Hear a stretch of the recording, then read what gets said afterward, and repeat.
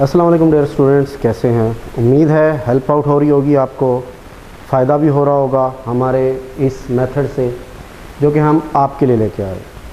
तो याद होगा जैसे हम आपको 5th चैप्टर रिवाइज करा रहे हैं, 5th चैप्टर कर रहे हैं, जहां हमारे पास पार्शियल फ्रैक्शन रेजोल्यूशन है। 5.1 हमने की, यहाँ हमारे पास लीनियर फैक्टर्स थे। अब हमने 5.2 पे आना है। यहाँ भी हमारे पास लीनियर फैक्टर्स ही हैं, लेकिन थोड़ी सी शक्ल चेंज है। जैसे क्वेश्चन 1 ना मैंने आपके सामने लिखा है 2x² - 3x + 4 ओवर x - 1 का क्यूब है, पावर 3 है। तो x का क्यूब नहीं है, याद रखिएगा, ये x - 1 होल का क्यूब है। इस तरह की वैल्यू को हम लीनियर फैक्टर तो कहते हैं, लेकिन रिपीटेड लीनियर फैक्टर कहते हैं। अगर आपके पास x - 1 का क्यूब है तो वो x - 1 x - 1 x - 1 हो सकता है। तो ये डिफरेंट चीज़ है x क्यूब की जगह। x क्यूब में सिर्फ x की पावर 3 होती थी, यहाँ आपके पास x - 1 की पावर 3 है। मतलब पूरे का पूरा लीनियर फैक्टर आपका रिपीट हो रहा है।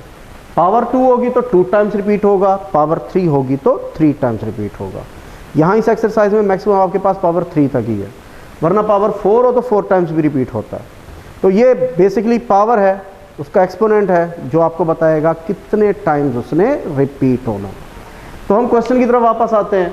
यहाँ हमारे पास है x - 1 होल का क्यूब, पावर 3 है, 3 टाइम्स रिपीट हो रहा है। तो डिफरेंट क्या है जो इनिशियली पहले हमने 5.1 में क्वेश्चन किए। अब आपके पास फैक्टर तो एक ही है, लेकिन उसकी पावर 3 है, तो 3 फ्रैक्शंस, पार्शियल फ्रैक्शंस इसकी अपनी बनेंगी।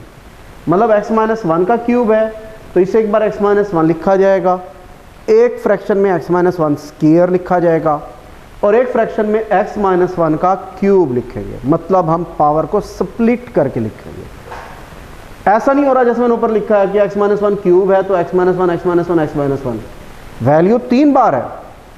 अब भी मैंने 3 बार ही लिखी है, लेकिन ये पावर को स्प्लिट क्यों की है? मैंने जैसा ऊपर लिखा है वैसे ही नीचे क्यों नहीं लिखा? तो नजर आ रहा होगा आपको, वो x - 1 क्यूब है, वहां जो इक्वालिटी लिखी है वहां रख में मल्टीप्लाई हो रही है, आपस में मल्टीप्लाई होंगी, पावर्स ऐड हो जाएंगी, वो वापस क्यूब बन जाएगा। लेकिन अगर ये जो सामने आपके मैंने लिखा है यह फ्रैक्शन, फ्रैक्शन में प्रॉब्लम क्या होता है कि अगर आप x - 1 x - 1 ही लिखेंगे, लेट्स सपोज मैंने फिलहाल यहां स्क्वायर या क्यूब नहीं लगाया हुआ, इफेक्ट क्या पड़ेगा उसका? ये x - 1 है, ये x - 1 है, ये x - 1 है। अब फ्रैक्शन में क्या होता है, आप रकमों का एलसीएम लेते हो। तो अगर ये x - 1 है, ये x - 1 है, लेट्स से 2 है, यहाँ 3 ओवर x - 1 है। तो जब आप इनका दोबारा एलसीएम लेंगे तो ये आपके पास x - 1 आएगा, क्यूब नहीं आएगा। और हमने पहले बात की थी, हमने एक रैशनल फ्रैक्शन को रिजॉल्व करना होता है पार्शियल फ्रैक्शन से, ताकि उनको दोबारा सॉल्व करें तो वो इक्वेशन बन सके, वो आपकी फ्रैक्शन बन सके। तो जब आपकी दोबारा वो फ्रैक्शन नहीं बनेगी तो इट मीन्स आपका प्रोसीजर अडॉप्ट ही सही नहीं हुआ। तो फ्रैक्शन में है तो फ्रैक्शन के नीचे और फ्रैक्शन के बगैर लिखने में चीज़ों का डिफरेंस है। तो जब आप फ्रैक्शन में लिख रहे हैं तो आप पावर स्प्लिट करोगे। अब अगर मैं दोबारा एलसीएम लूँ, लेट अगर यहाँ स्क्वायर है, यहाँ क्यूब है, तो अब आपका एलसीएम x - 1 क्यूब आएगा। यह आपके रेफरेंस के लिए लिख रहा हूँ। अब इन तीनों का अगर आप एलसीएम लेते हो तो वो x - 1 होल क्यूब आएगा। तो इट मीन्स वापस वो रकम आपको मिल रही है जो आपको चाहिए। सो ये छोटा सा एक मेन पॉइंट था जो आप लोगों के साथ डिस्कस करना ज़रूरी था, ताकि आपको पता हो कि पावर स्प्लिट करनी है और उसकी वजह क्या है। तो वापस आएंगे क्वेश्चन की तरफ। हमने x - 1 x - 1 स्क्वायर और x - 1 क्यूब की शक्ल में x - 1 को 3 फॉर्म में स्प्लिट कर दिया। अगर स्क्वायर होता तो 2 फॉर्म बनती, क्यूब है 3 बनेंगी, पावर 4 होगी तो 4 बनेंगी। पावर 1 से 2 से 3 से और 4 तक जाएंगे। फिलहाल यहाँ 3 तक है तो हम 3 तक आए। a over x - 1, b over x - 1 square, c over x - 1 cube. तो इस बार हम मल्टीप्लाई किससे करेंगे? x - 1 क्यूब से। लेफ्ट हैंड साइड का डिनोमिनेटर वही है, हाईएस्ट वैल्यू वही है। तो x - 1 क्यूब से मल्टीप्लाई करेंगे, यहाँ से ख़त्म हो जाएगा। ये आपके सामने x - 1 है, पावर 1 है। जबकि आप मल्टीप्लाई किससे कर रहे हो? क्यूब से कर रहे हो। तो जब आप मल्टीप्लाई करोगे इससे तो x - 1 से एक पावर कैंसिल आउट हो जाएगी, तो पावर 3 से कम होके a के पास क्या आ जाएगा? पावर 2 आ जाएगी। इसी तरह से नेक्स्ट चलेंगे, x माइनस 1 का स्केयर है, क्योंकि मल्टीप्लाई x माइनस 1 क्यूब से कर रहे हैं तो 2 पावर कैंसिल आउट हो जाएगी, 2 पावर कैंसिल आउट हो जाएंगी तो कितनी पावर बचेगी आपके पास, 1 पावर 1, तो x माइनस 1 की पावर 1 आ गई। अब अकेला रह गया c, क्योंकि उसके डिनोमिनेटर में भी वही रकम है जिससे आप मल्टीप्लाई कर रहे हो, ये भी पावर 3 है, वो भी पावर 3 है, तो होल वैल्यू कट आउट हो जाएगी। उसके डिनोमिनेटर में कुछ नहीं बचा, उसके न्यूमरेटर में भी कुछ नहीं बचा, वो अकेला c आपके पास आ गया।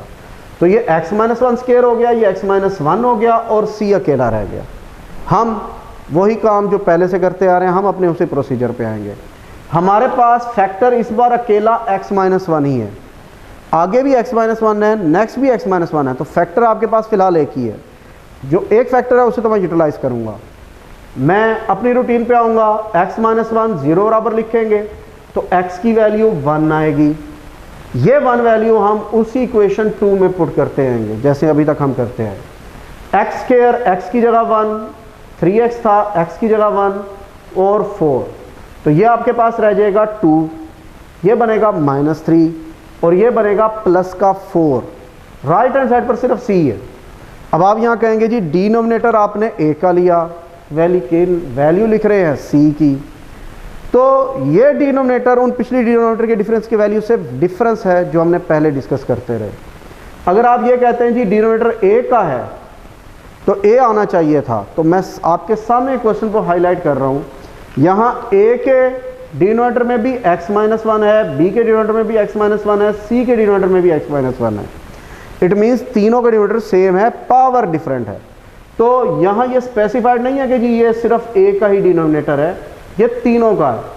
अब ये रकम बचेगी वहाँ कौन सी, अब हम इसको देखें, क्योंकि हम x माइनस 1 0 लिख रहे हैं तो जहाँ जहाँ x माइनस 1 है वो दोनों ख़त्म हो जाएंगी। यहाँ a के पास भी है, b के पास भी है, c इसलिए बच गया क्योंकि c के पास x माइनस 1 नहीं था, तो इसलिए यहाँ c बचा है। तो 2 है, 4 है, -3 है।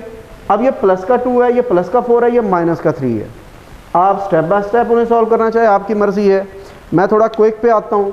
मैं 2 और 4 क्योंकि दोनों प्लस की वैल्यूज़ हैं उन्हें ऐड कर लेता हूँ। 2 और 4 को ऐड करेंगे 6 हो जाएगा, 3 माइनस का रह जाएगा, तो माइनस का 3 प्लस का 6 क्या बनेगा, प्लस का 3। गुड, तो c की वैल्यू आपके पास आ गई +3, c की वैल्यू मिल गई।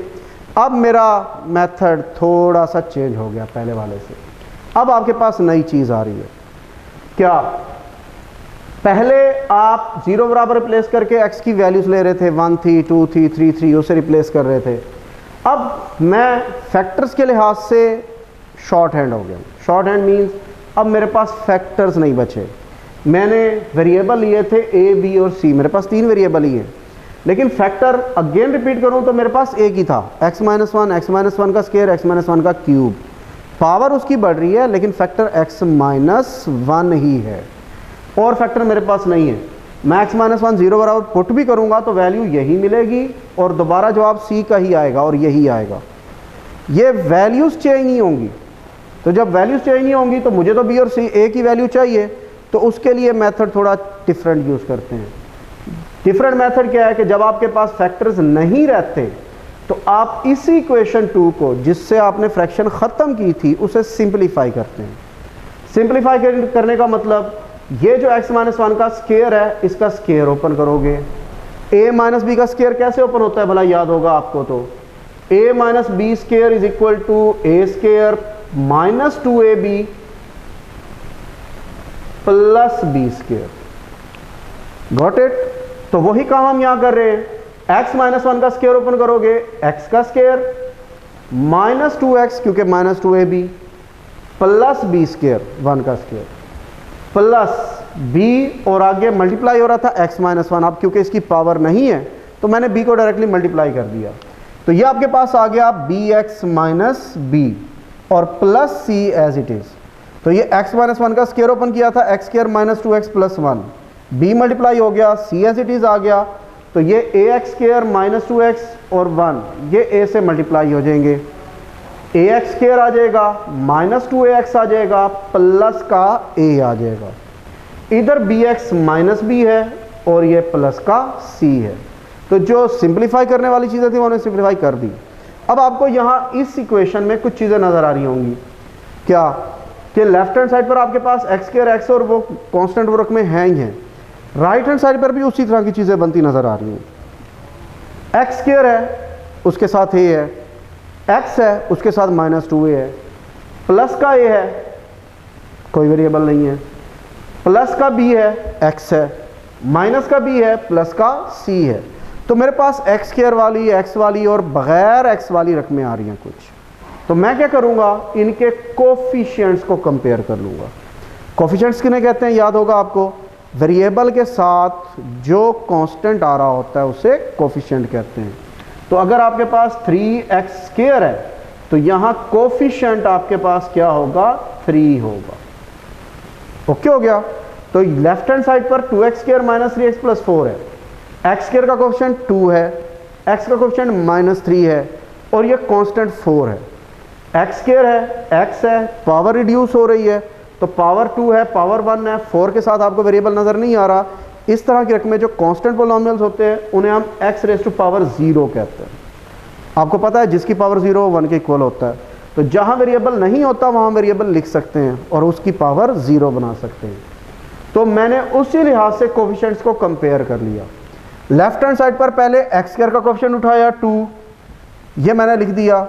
राइट हैंड साइड पर एक्स स्क्वायर का कोफिशिएंट कौन कौन सा है, एक्स स्क्वायर, क्योंकि राइट हैंड साइड पर एक ही बार आ रहा है, ए एक्स स्क्वायर नजर आ रहा होगा आपको। तो हमने एक्स स्क्वायर का कोफिशिएंट ए लिखा और कोई एक्स स्क्वायर वाली रकम है आपके पास नेक्स्ट नहीं है। तो लेफ्ट हैंड साइड पर एक्स स्क्वायर का कोफिशिएंट 2 है, राइट हैंड साइड पर एक्स स्क्वायर का कोफिशिएंट ए है। ओके हो गया, ये मैंने दोनों इक्वेट कर दिए। अब नेक्स्ट इक्वेशन पे चलूंगा। एक्स स्क्वायर के बाद किसके कोफिशिएंट्स को कंपेयर करना है, एक्स के कोफिशिएंट को। तो लेफ्ट हैंड साइड पर आपके पास एक्स का कोफिशिएंट क्या आ रहा है, -3 आ रहा है, एक्स वाली एक वैल्यू है। लेकिन राइट हैंड साइड पर आपके पास एक्स वाली 2 वैल्यूज है, एक माइनस का 2ax है और एक प्लस का bx है, नजर आ रहा है। तो ये माइनस का 2x है, ये प्लस का b है, दोनों में x है। तो हम ये दोनों x वाली वैल्यूज को यहां नोट डाउन कर लेंगे। तो लेफ्ट हैंड साइड से सिर्फ -3 आया, राइट हैंड साइड से -2a आया और b आया। क्योंकि कोफिशिएंट की बात करें तो सिर्फ कोफिशिएंट लिख रहे हैं, मैं साथ में x और x स्क्वायर नहीं लिख रहा, ना आपने लिखना है। तो ये x उड़ा के -2a लिख दिया, x उड़ा के +b लिख दिया, और कोई x वाली वैल्यू नहीं है। ये -2a + b किसके इक्वल आ गया, -3 के इक्वल आ गया। आखिरी जो हमने बात की हुई है x0 की, बेहतर है कोफिशिएंट सारे पहले कंपेयर कर ले। यहाँ लेफ्ट हैंड साइड पर आपके पास अकेला 4 है बगैर वेरिएबल वाला, ये हमने 4 नोट डाउन कर दिया। राइट हैंड साइड पर बगैर वेरिएबल वाली रकम a है, -b है और +c है। तो ये 3 रकमें हैं जिनमें आपके पास, ये मैंने मज़ीद हाईलाइट उन्हें कर दिया कि ये वो 3 वैल्यूज़ हैं जिनके पास x नहीं है। तो इट मीन्स ये x0 वाली रकमें हैं। तो a - b + c = 4। तो 3 इक्वेशंस आपके पास बन गई, एक्स स्क्वायर के कोफिशिएंट, एक्स के कोफिशिएंट और x0 के कोफिशिएंट। अब यहाँ से इन इक्वेशन से मैंने जो रह जाने वाली वेरिएबल्स हैं उनकी वैल्यूज फाइंड करनी है।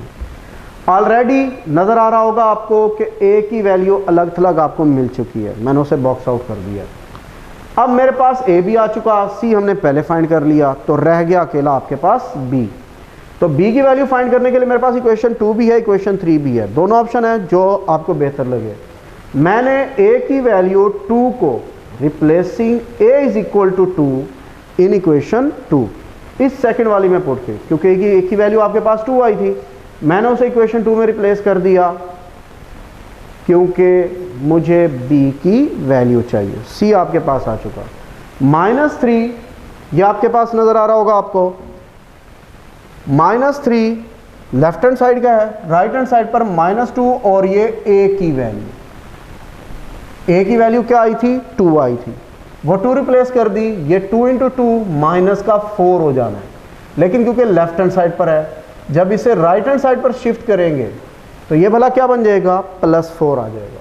तो -4 से +4 आ गया, तो -3 + 4 = b, सो b = 1 आपके पास आ गया। तो इस तरह से मेरे पास ए, बी और सी की वैल्यूज़ कंप्लीट हो गई। तो डिफरेंट क्या आया आपके पहले वाली कंडीशन से कि पहले जितने फैक्टर होते थे उतनी ही आपके पास वेरिएबल होते थे। इस बार आपके पास फैक्टर 1 है, वेरिएबल 3 है, और वो 3 बने क्यों है? क्योंकि उसकी पावर 3 थी। 2 पावर होती तो 2 बनते, पावर 4 होती तो 4 बनते। तो हमारे पास 3 पावर थी, 3 बनाए। हम अपने पुराने वाले मेथड से, जहाँ से हम 0 बराबर पुट करके x की वैल्यू लिया करते हैं, उससे सिर्फ 1 की वैल्यू आ सकती थी, वो हमने फाइंड की।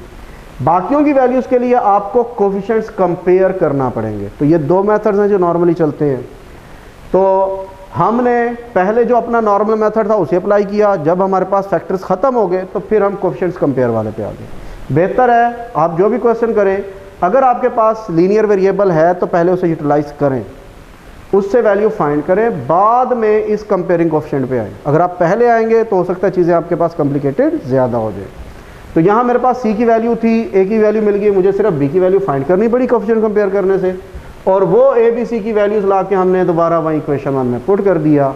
तो जैसे आपकी प्रॉपर लीनियर पहले वाली कंप्लीट होती है, उसी तरह की ये इक्वेशन भी आपके पास ख़त्म होगी। ए की वैल्यू 2/x-1, बी की वैल्यू 1/x-1, और ये सी की वैल्यू आपके पास 3। तो a b c value replace करके आपका काम ख़त्म हो गया। तो 5.2 है, यहाँ आपके पास 5.1 से जो डिफरेंस है सिर्फ इस पावर का है और कोई डिफरेंस नहीं है। अगर आपको पावर 3 मिलेगी तो 3 बनाएं, पावर 2 मिलेगी 2 बनाएं, उतने उसके फैक्टर बनेंगे, टुकड़े बनेंगे, फ्रैक्शंस बनेंगी, सॉरी। और फैक्टर क्योंकि वो एक ही रहेगा तो एक बार यूटिलाइज हो सकता है, बार बार यूटिलाइज नहीं हो सकता। मतलब मैंने x-1 इस्तेमाल कर लिया तो x-1 स्क्वायर इस्तेमाल नहीं कर सकता। जब आपके पास फैक्टर्स ख़त्म हो जाए तो फिर आप कोफिशिएंट्स कंपेयर वाले मेथड पे आए। उसके लिए पहले आपको इस इक्वेशन को सिंप्लीफाई करना पड़ेगा और फिर कंपेयर करके जो जो वैल्यूज़ बच गई हैं पहले वालों की मदद से आप उन्हें फाइंड कर लेंगे। तो ईजी मेथड है, जस्ट एक चेंज यही है 5.1 से, और 5.1 का और 5.2 का कोई डिफरेंस नहीं है। वहाँ भी लीनियर फैक्टर से, यहाँ भी लीनियर फैक्टर है, सिर्फ वहाँ नॉन रिपीटेड थे, वहाँ होल पावर नहीं थी, यहाँ रिपीटेड है। ओके हो गया, थैंक यू।